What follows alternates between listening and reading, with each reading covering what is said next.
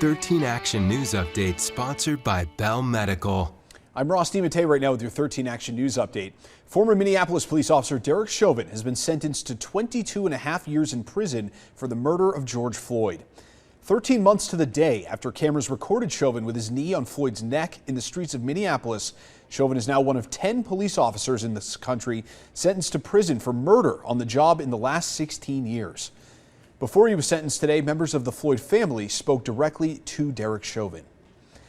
Today, state health officials are reporting the largest one-day jump in COVID-19 cases since March 12th. They confirmed more than 800 new cases just since yesterday. 740 of those cases were found here in Clark County.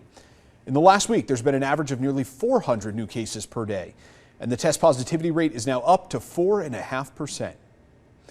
One runway at McCarran International Airport will be shut down for a few hours after a FedEx cargo plane made a hard landing this afternoon. A spokesperson for the airport says the landing gear on the plane did not deploy. There were only 2 people on board, and we're told both of them are okay.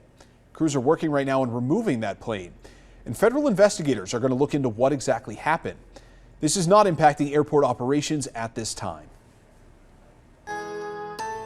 We're drying out and heating up this weekend. Temperatures today made it back to the triple digits, and that means a warm Friday night, but otherwise pretty calm conditions. A clear sky and quiet wind speeds under 10 miles per hour. By 8 p.m. we should drop back into the upper 90s. So very warm conditions hold for your Friday night, but not too intensely hot. We do turn up the temperature again this weekend, jumping 5 degrees into Saturday and closer to 110 by the start of next week. The dry, sunny conditions hold this weekend, but the return of isolated storm chances expected by the middle of next week. All right, Danny, thanks. That was your 13 Action News Update, and you can always get the latest news at ktnv.com.